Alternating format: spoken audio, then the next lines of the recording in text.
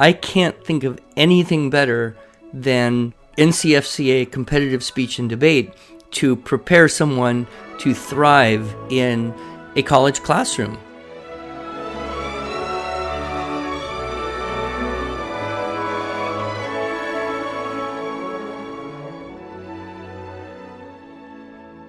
Hello, and welcome to the Arts of Language podcast with Andrew Pudewa, founder of the Institute for Excellence in Writing, or as many like to say, IEW. My name is Julie Walker, and I'm honored to serve Andrew and IEW as the Director of Marketing. Our goal here is to equip teachers and teaching parents with methods and materials which will aid them in training their students to become confident and competent communicators and thinkers.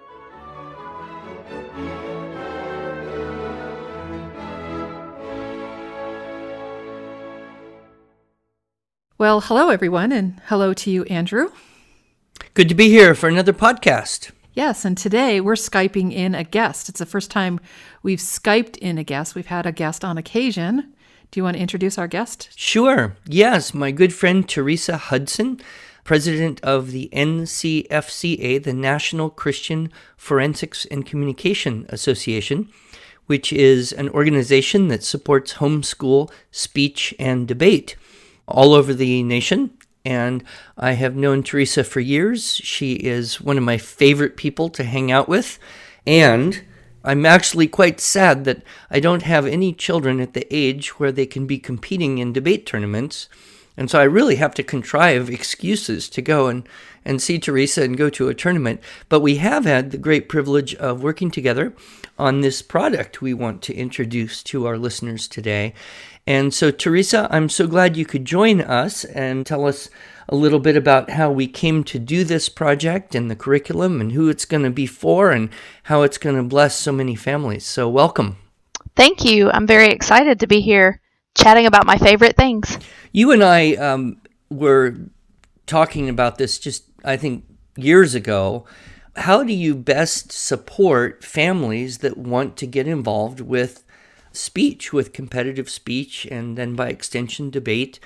What materials are available, and what could NCFCA as an organization do to support even more those families that want to get involved, the coaches, the volunteer coaches?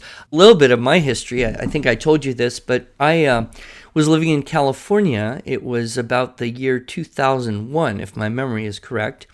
One of my older children was in high school, and another family and us, kind of best friend families, also had a couple high school kids.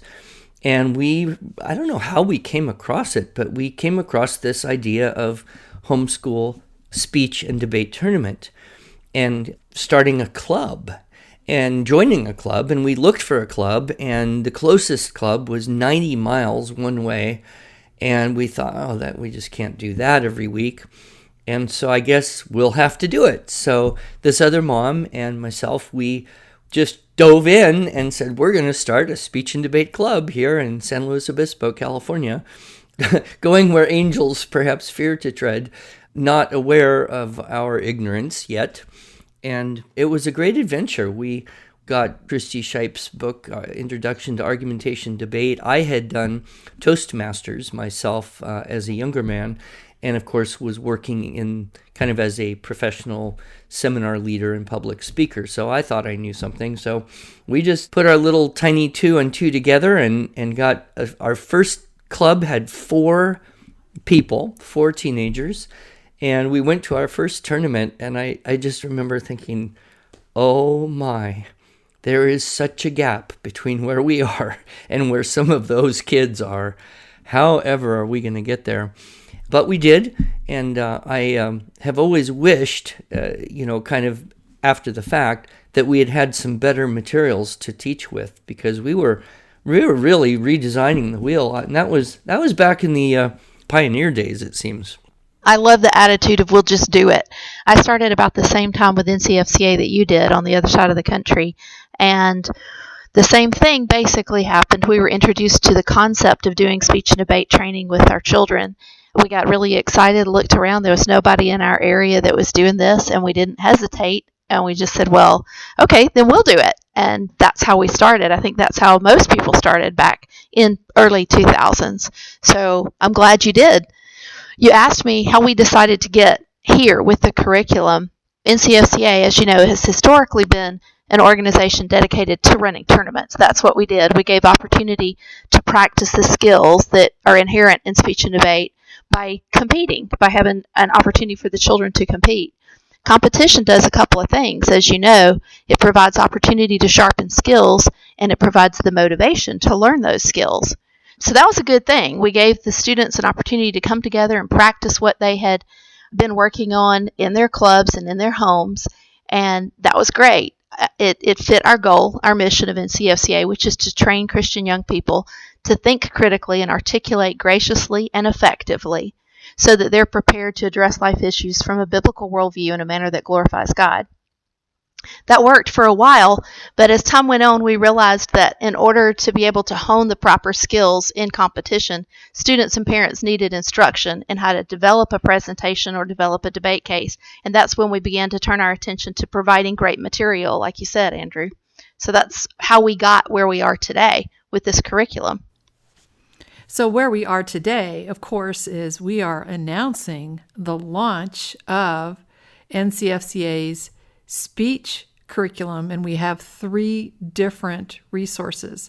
And we've been working on this with Teresa and her gang for the last several months in an attempt to get this ready for coaches that are meeting right now with their competitors, preparing for the speech and debate season, which, from what I understand, Teresa, starts in force in January. Correct. Right. So do you want to describe these 3 different resources that we now have available? Oh, I'd love to. The first, most basic resource is the competitor's manual. It gives the competitor all the instruction that they need to walk through the 3 different types of speech categories that we have to prepare them, not necessarily just for competition, but for building great communication skills. The second component of our set is the coach's manual. It takes all the information in the competitor's edition, and then we add a lot of extras for the coach to be able to help them walk through their class or their club activities. So that gives a lot of extra pieces, which I'm sure we can talk further about.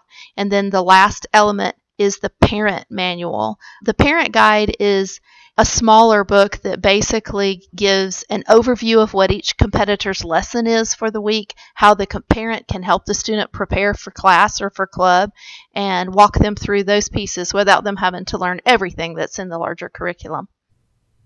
So oftentimes a coach would be a parent, but also oftentimes, perhaps just as often, the coach is maybe a previous speech competitor himself or herself.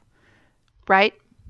And so when I'm thinking about the parent who is a coach, I'm just thinking, well, really, it's anyone. We're just all so busy. What I love about what we've been able to put together, what you've put together, really, Teresa, you and your team, is really so many tools for that busy coach, just almost to open and go.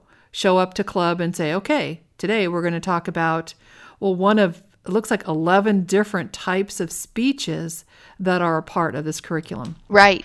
The coach manual has beautiful PowerPoint presentations that help them walk through the lessons with their students. There are games and activities laid out and guidance as they go through the material.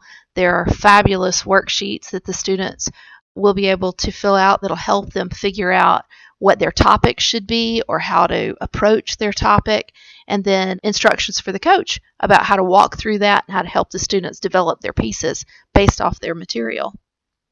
We also have videos. This is a good time to talk about the videos. Yeah. We've got some streaming video content for those coaches that might not be as familiar with how to critique a speech or how to critique a round in debate. So that's a huge plus, I think, is the ability to watch those streaming videos and watch somebody do what they'll be doing with their students. Yes, I think that the video component is just priceless. I'm thinking back to when we got started and we're trying to imagine, what are we actually doing here? We didn't know anyone. We were just reading. It was before YouTube existed, if you can imagine that long ago. And so there was really nothing. And we came to that first tournament in Southern California. And I mean, it was just a collective jaw drop. Like, this is what we're looking at. This is what we're talking about. This is how these kids do speech and debate. It was really an eye-opener. And I think back to, if we'd had some video that we could use with the kids and say, okay, this is the event. This is what it's going to be like. Here's an image of someone doing this really well. We say a picture's worth 1,000 words. A video must be worth 10,000. And so I'm very happy that we were able to put this package together with the video links for the coaches and students and parents to really have kind of a first-hand experience of what they're shooting for.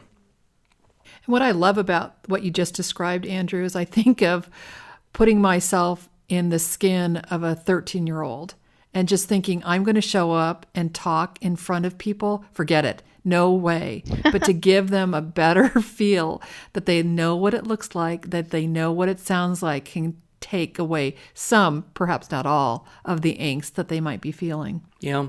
We kept our club in California going. And about 3 years into that, I started to do a summer, what we called a speech boot camp, which is just 2 weeks. So a very short period of time, write a speech, deliver a speech, critique each other's speeches, do another narrative speech, do a persuasive speech. Okay, you're done. You've given 3 speeches. Now, do you want to continue and learn how to do this and prepare for competition? Then when we were leaving California in 2009, I'd been doing this for several years. Everybody says, well, who's going to do speech boot camp? I said, well, we'll make a video, and then you can use that. And that actually became a product that we've sold. And it's kind of exciting to hear reports of just what you're saying, kids who were petrified at the idea of doing public speaking, get into that speech boot camp, and just, 3 speeches later, hey, I want to do more of this. And of course, one of our problems has been to answer the question, what do we do? What do we do after this? Now what? Well, go to NCFCA. Well, what do they have? Competitions, tournaments, clubs. Okay, but now they've got a curriculum, and it'll be such a great resource for all those families that have done speech boot camp. So that's exciting. Right. So, and Teresa, you said earlier, this curriculum, although it's designed to help students experience success in the tournaments, it's not just for competition. Correct. It is uniquely beneficial for NCFCA competitors because of the approach we've taken in the foundation of the material. Basically, we use the criteria on an NCFCA ballot as the markers for how to walk through the curriculum. For example, the students will take the ballot and learn how to choose content. The next session, we'll talk about how to organize and analyze their content, and then we'll move to vocal delivery, physical delivery, and effectively move toward overall effective communication. That's uniquely beneficial for NCFCA competitors because we're basically training to the ballot. But the reason that we use the ballot is because our focus is on learning how to communicate excellently in real life. I was thinking competition does mirror real life. The ballots are written so that judges will have the criteria before them on how to judge the presentation or the speaker. But in real life, your judge is the listener, and they're going to judge whether you're effective in your communication by the same basic criteria. They're just not going to think about it being written on a page. So while it's great for competitors, it's great for anybody that wants to be able to communicate more effectively. That is so true. And your statement that competition mirrors real life brought to mind a few circumstances where I see such cross-application. Kids who get into speech and do it regularly and compete are so well prepared in so many ways for so many things they will hit. One example would be the timed prompt-based writing test, typical of the ACT test, where they say, here's some information, have an opinion, articulate it with as much detail as well as you can. You have 40 minutes, ready, set, go. That is something that few people are prepared for unless they've done impromptu or apologetics or extemporaneous public speaking where they have that limited prep. You've got 2 minutes and you got to give a 5-minute speech, ready, set, go. So that crossover into writing is so clear to me. And the kids who've done competitive speaking, they walk into those tests, they know exactly how to deal with it. Kids who haven't, they walk in cold and it can hit them in the face. Another area, of course, would be the interps. How do you bring life to a presentation? And I think we all have been to conferences where a speaker is doing little more than reading a paper, and it's just so painful to listen. It's so tedious. You just, when is this going to be over? Whereas a good speaker will be animated and be able to put the stories and the content to life. One of the headmaster of a classical school once said to me that drama is the capstone of rhetoric. And I think about that. Who do you love to listen to? The people who really bring it to life. And what better training for that than the interpretive speeches? Right.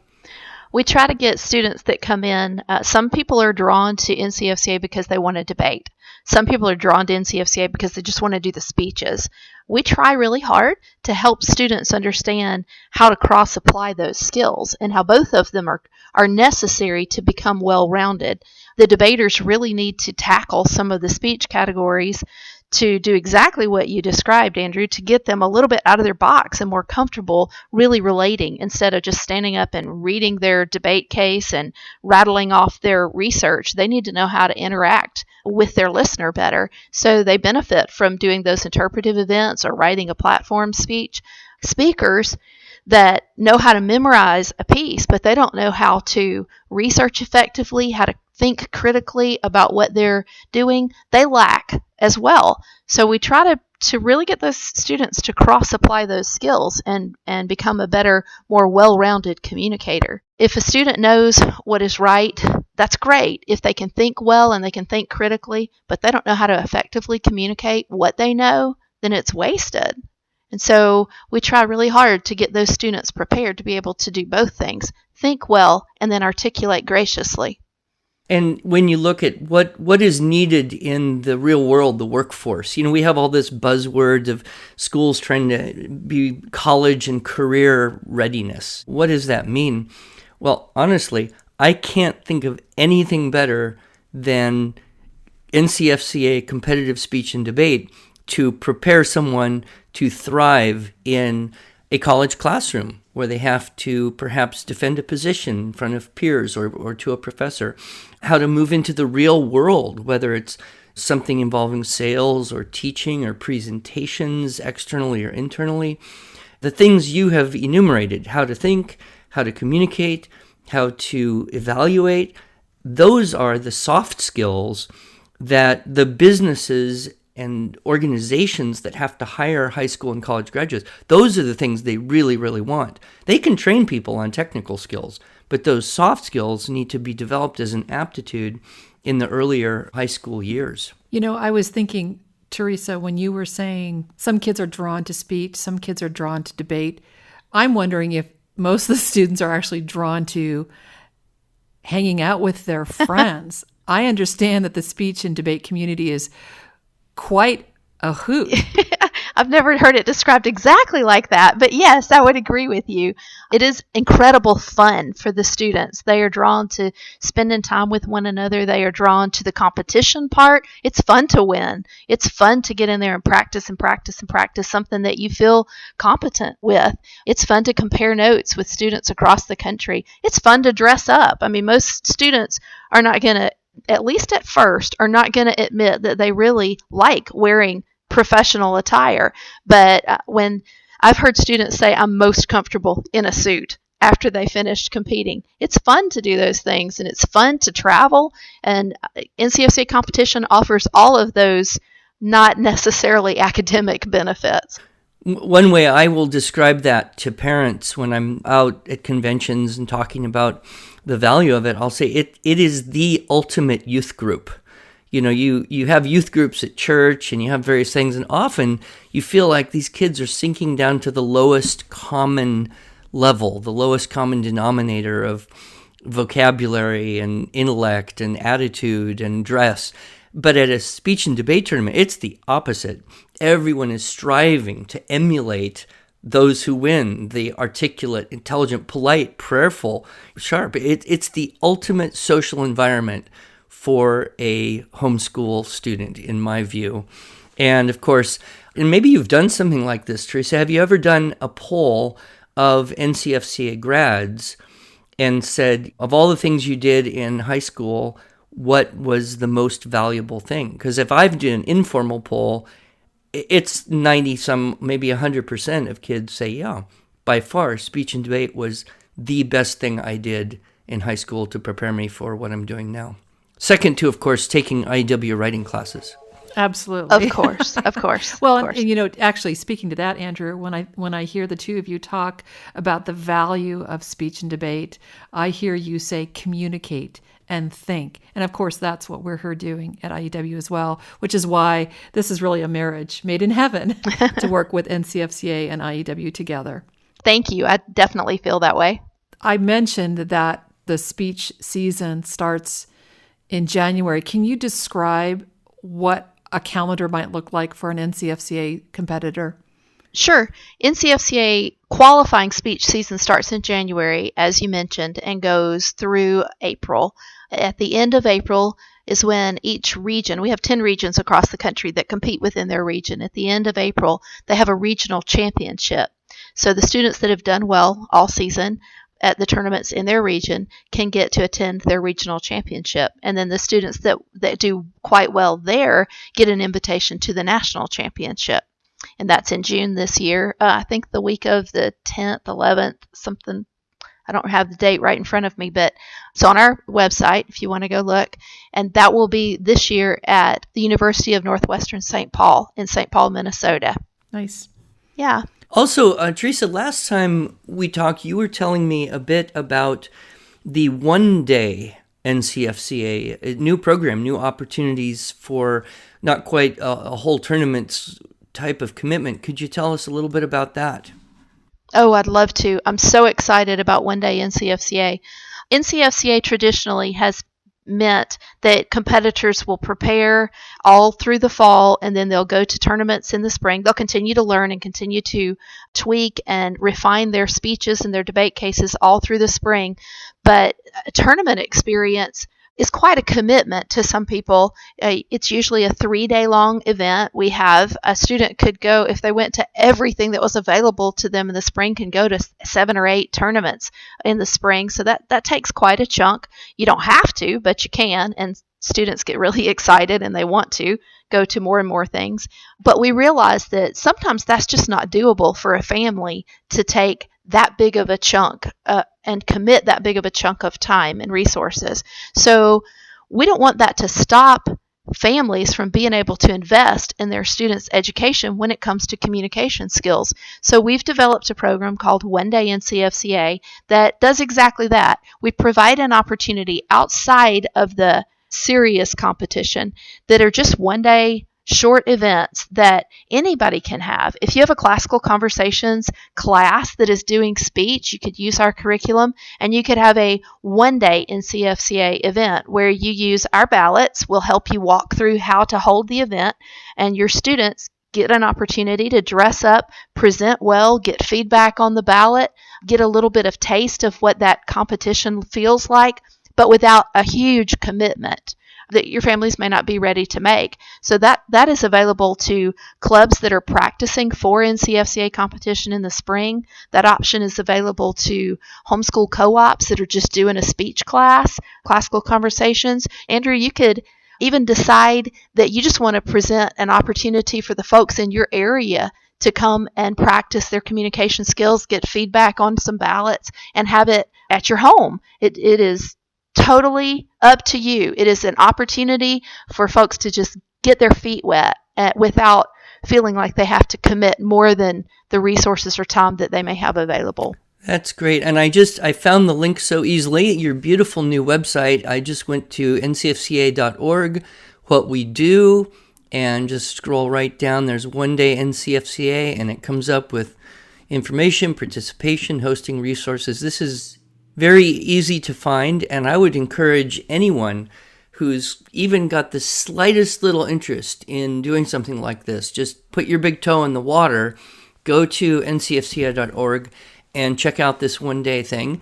And while you're there, of course, there's other things you can read about, the mission and history and impact and how to get involved in NCFCA. To me, I hate to sound like, I don't know, your biggest cheerleader in the world. Oh, but that's okay. honestly, You can sound like that. That's fine. I think that NCFCA is one of the most important things happening on the entire planet today, because what you're doing is really what we so desperately need, and that is the cultivating Christian leadership. And today, of all days, we feel, where are we going? Where's the country headed? And it's easy to get despair. I don't know about you, but I'm naturally melancholic. And, you read the news, you hear the dumb things that come out of people's mouths, and you just think, where are we headed as a nation? And I always tell people, if you're feeling a little lack of hope for the future, go to a homeschool speech and debate tournament. Go to an NCFCA tournament, even if you have to drive 4 or 5 hours to get there, and just sit there for a day and watch the students do their interps, watch them do their persuasives, watch them do extemporaneous. It's mind-blowing. And go watch Lincoln Douglas and go watch policy debate, and you see all these kids honing these skills and doing it in such a good and beautiful way for the glory of God. And you think, this gives me hope for the future. So I always say, if you need a little bit of hope for a future, get thee to a speech and debate tournament. I would agree. My favorite place to hang out when I have time to hang out a little bit at an NCFCA tournament is right behind the ballot return table. That is where judges come and they turn in their ballots for debate. They've just seen, 2 teams compete, or for speech, a room of up to 8 competitors performing for them. And I've seen grown men come with tears in their eyes saying, I had given up, but now I have hope. This is the best thing I have ever seen. And so that gives me hope. It gets me excited about what we're doing and our mission, which is to provide students with an opportunity to exercise those analytical and oratorical skills so that they can address real life issues. That's cultural issues from a biblical worldview. And then they can glorify God through their performance and their personal growth. I'm just so grateful that we at IEW have been able to support you with this new NCFCA Comprehensive Guide to Speech.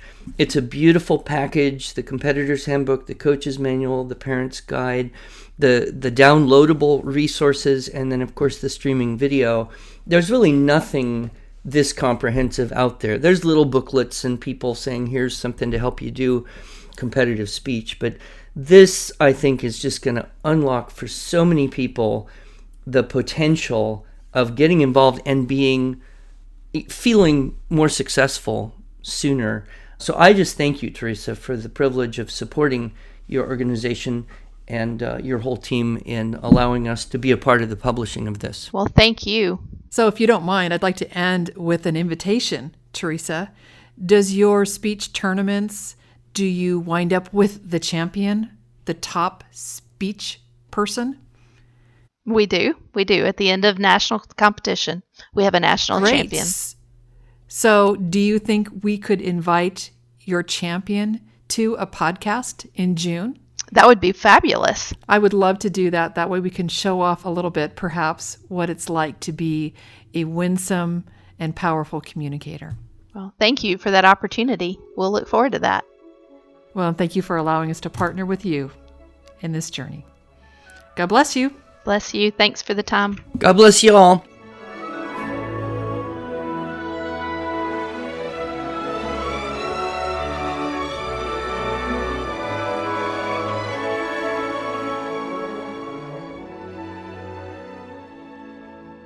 Thanks so much for joining us. If you enjoyed this episode and want to hear more, you can subscribe to this podcast in iTunes or Stitcher, or just visit us each week at iew.com/podcast. Until then, on behalf of Andrew Poudois and the team at IEW, I thank you for the privilege of allowing us to partner with you on this educational journey toward better listening, speaking, reading, writing, and thinking.